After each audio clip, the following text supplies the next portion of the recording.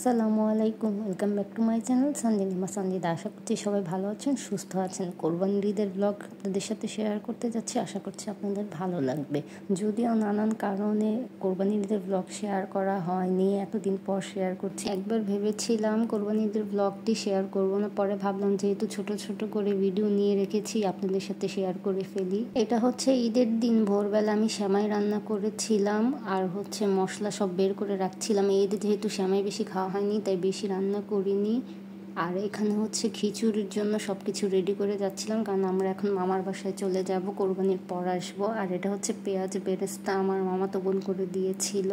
এরপর বারান্দায় এসে দেখি গাছে অনেক ফুল ফুটেছিল, আর এটা গিয়ে আমার গাছের লেবু, এটাকেও একটু দেখে নিচ্ছিলাম। এরপর আমরা রেডি হয়ে গিয়েছিলাম, আব্বু ভাইয়া নামাজে চলে যাবে, আমি মামার বাসায় চলে যাব। এরপর একবার কোরবানির পর আসব।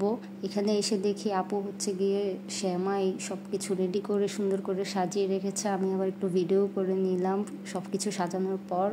এটা কোরবানির কিছুক্ষণ পর আপু সবার জন্য চা বানিয়ে নিচ্ছে। এরপর আমরা বাসায় চলে এসেছি, এসে মাংসটা আমি মাখিয়ে রেখেছিলাম, আর এদিকে আমি খিচুড়িটাও বসিয়ে দিয়েছিলাম আর মাংসটাও বসিয়ে দিয়েছিলাম। যদিও এত ঝোল ছিল না, বিকেল হয়ে যাচ্ছিল, দুপুরের খাবার দেরি হয়ে যাচ্ছিল, তাই নামিয়ে ফেলেছিলাম। পরে সন্ধ্যার দিকে ভালো মতো ঝোল শুকিয়ে নিয়েছিলাম।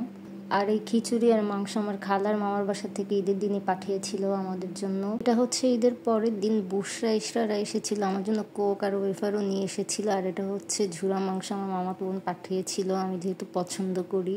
এটা ঈদের কিছুদিন পর আমি আমার আন্টির বাসায় গিয়েছিলাম, মানে বুশরা ইশরাদের বাসায়। আন্টি গিয়ে অনেকগুলো বটুয়া বানিয়েছে, যেটা আমার জন্য বানিয়েছে। আন্টি সবগুলোই বের করে দিল, আমি যেহেতু বলেছি সবগুলো দিতে ভিডিও করব। আন্টি নিজের হাতে এগুলো বানিয়েছে, অনেক সুন্দর হয়েছে। আর আন্টির হাতের কাজ অনেক সুন্দর, আন্টি যে জিনিসটাই বানায় অনেক সুন্দর করে বানায়। এখানে সবার জন্যই বানিয়েছে, আন্টি গিফট করবে সবাইকে।